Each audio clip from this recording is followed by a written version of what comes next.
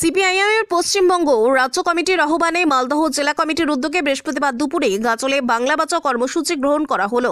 ওই কর্মসূচিতে বাম কর্মী সমর্থকদের ব্যাপক সাড়া পড়ে। উপস্থিত ছিলেন সিপিআইএমের রাজ্য নেত্রী মীনাক্ষী মুখোপাধ্যায়, জেলা নেতৃত্ব কৌশিক মিশ্র, সাধু টুডু, অরুণ বিশ্বাস সহ মোশাররফ হোসেন অন্যান্য নেতৃত্বরা। সেদিন ওই নেত্রী বাংলা তৃণমূল সরকার এবং কেন্দ্রীয় বিজেপি সরকারকে তীব্র আক্রমণ করেন। জানা গেছে 29শে নভেম্বর থেকে 17ই ডিসেম্বর পর্যন্ত বাংলা বাঁচাও যাত্রা ডাক দেওয়া হয়েছে। কোচবিহার থেকে শুরু হয়েছে যাত্রা, জেলায় 3 থেকে 5ই ডিসেম্বর পর্যন্ত হবে। আজ গাজলে হলো। শ্রমিকদের রাজ্যে খুব সমস্যা হচ্ছে, কাজ পাচ্ছে না, কেউ বাইরে চলে যাচ্ছে, তাদের হকের কাজ থেকে বঞ্চিত। শ্রমিকদের পাশে দাঁড়িয়েও তৃণমূল এবং বিজেপিকে বলতে চাইছি, আপনারা নিজেদের ভবিষ্যৎ এবং বর্তমান ভেবে রাজনীতিকে সঠিক জায়গাতে নিয়ে এসে মানুষের প্রয়োজনে, মানুষের বিকাশে রাজনীতিকে ব্যবহার করুন।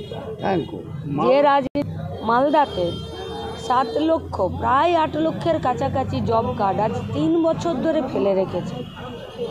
3 বছরে 300টা দিন, প্রায় 8 লক্ষের কাছাকাছি জব কার্ড, 260 টাকা করে মজুরি।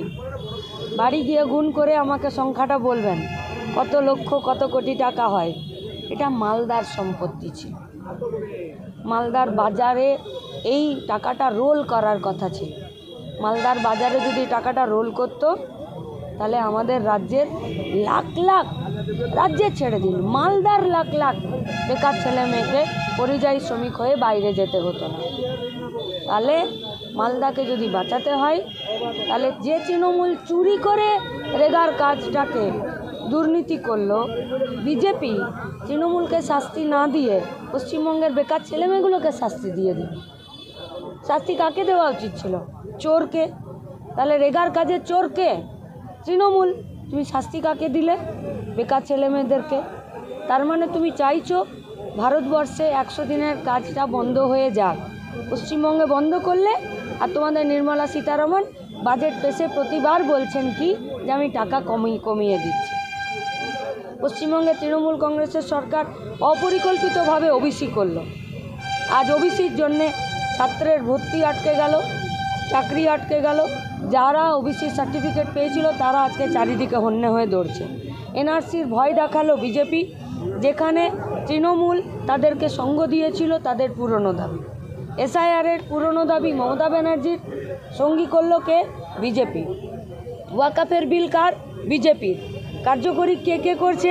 তৃণমূল কংগ্রেসের সরকার। আরজি করে দুর্নীতি করলো কে? রাজ্যের স্বাস্থ্য দপ্তর। খুন করলো কে? সরকারি লোকজন। খুন হলো কে? সরকারি ডাক্তার। কোথায় খুন হলো? সরকারি হসপিটালে। শাস্তি কে পেল? কেউ না। আতঙ্কে কে থাকো? তুমি থাকো, আমি থাকি। মেয়ে নিয়ে আতঙ্কে, বেকার ছেলে নিয়ে আতঙ্কে, এসআইআর নিয়ে আতঙ্কে, এনআরসি নিয়ে আতঙ্কে, ওবিসি নিয়ে আতঙ্কে, কাজ না পাওয়ার আতঙ্কে। পশ্চিমবঙ্গের মানুষ আতঙ্কে বাঁচবে নাকি একটু খোলামেলাভাবে বাঁচবে? তাই পুষকে বাঁচাতে বাংলা বাঁচাও যাত্রা। মানুষও বাবার জমিদারিতে থাকে না। সিপিআইএম মানুষের কাছে তার কথাগুলো বলছে। আমরা আশাবাদী পশ্চিমবঙ্গের মানুষ নিজেদের মাথা কারো কাছে বন্ধক দেয় না। এ মাথা দিয়েই ভাববে, এ মাথা দিয়েই সিদ্ধান্ত নেবে, এই মাথা দিয়েই মানুষের বন্ধু বামপন্থীদেরকে ফিরে তারা দায়িত্ব দেবে, দায়িত্ব পালন করার।